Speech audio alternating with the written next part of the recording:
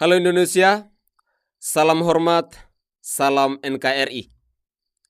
Yang namanya kadrun itu pasti kumpulan orang-orang sakit jiwa. Bukan kadrun namanya kalau tidak sakit jiwa. Sudah banyak hal-hal nyeleneh atau bego murakab yang telah dilakukan dan dipaksakan. Mulai dari jualan khilafah hingga kencing onta. Namun, yang paling menonjol adalah doyan menyalahkan pemerintah dan juga gemar menghina Presiden Joko Widodo. Maka jangan heran kalau orang yang waras akan menilai bahwa kelompok kadrun adalah manusia-manusia sakit jiwa memang. Nah, kejadian di Sri Lanka pun para kadrun itu berusaha untuk membuat narasi agar rakyat percaya bahwa nasib NKRI ini akan sama dengan Sri Lanka. Hal ini karena bego murakab dari para kadrun itu sendiri yang tidak bisa membedakan perbedaan antara Sri Lanka dengan Indonesia. Para kadrun pun abai dengan data-data, hanya percaya pada persepsi dan imajinasinya. Intinya, para kadrun itu pesimis. Karena itulah mereka berkelakuan sinis dan sadis. Gaya berbicara ke media pun banyak seenak jidat dan semanis udelnya mereka. Agama pun diobok-obok demi sawatnya. Di DKI, para kadrun telah mengangkat seorang gak benar yang katanya adalah seiman. Padahal orang beriman itu bekerja dengan baik, bukan malah menghambur-hamburkan duit demi pencitraannya. Warga Jakarta yang miskin dikabarkan makin bertambah di era kepemimpinan Anies Rashid Baswedan ini. Bahkan untuk kebutuhan air bersih pun masih banyak yang belum mendapatkannya. Padahal anggaran di DKI Jakarta ini sangat besar sekali. Tetapi si nggak benar itu punya jargon, kelebihan bayar. Sampai-sampai ia kelebihan kata-kata dan minim dalam bekerja.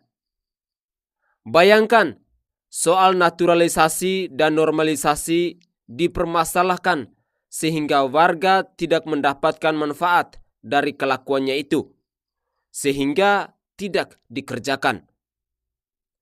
Nanti setelah digugat warga soal mengeruk kali, baru dia mau mengerjakannya. Jadi sebenarnya yang selalu gonggong untuk merusak negara itu adalah para kadrun. Ketika melihat apa yang terjadi pada Sri Lanka, bukannya merasa optimis dan mendukung pemerintah agar bekerja dengan baik, tapi justru para kadrun ini menciptakan narasi yang pesimis dan provokatif. Tentu, para kadrun ini berharap agar bisa timbul kekacauan seperti waktu demo 212 atau 411 itu. Belum lagi kasus-kasus yang memanfaatkan sentimen agama. Kadrun tentu sangat lihai untuk memainkan peran ini. Dan istilah penistaan agama pun terus bergulir hanya gara-gara kadrunlah yang memulainya. Kadrun itu memang selalu memaksakan diri agar semua rakyat Indonesia seperti dirinya yang bego murakab itu. Tentu saja, orang yang masih waras tidak maulah dibekukan otaknya gara-gara doktrin agama ala kadrun. Negara ini pun tidak akan maju-maju jika semua rakyatnya sudah menjadi kadrun. Tidak salah kalau kadrun yang berharap Indonesia akan seperti Sri Lanka adalah orang-orang yang sakit jiwa sudah secara akut. Padahal mereka juga tinggal dan menikmati segala fasilitas dan kemudahan di negeri ini. Tetapi lagi-lagi mereka tidak pernah bersyukur Padahal dalam ajaran agama itu ada amalan atau bagaimana hidup bersyukur sehingga bisa bahagia. Jika Kadrun tidak pernah mau bahagia, maka Kadrun sendirilah yang akan menciptakan kekacauan dalam dirinya atau dalam pikirannya.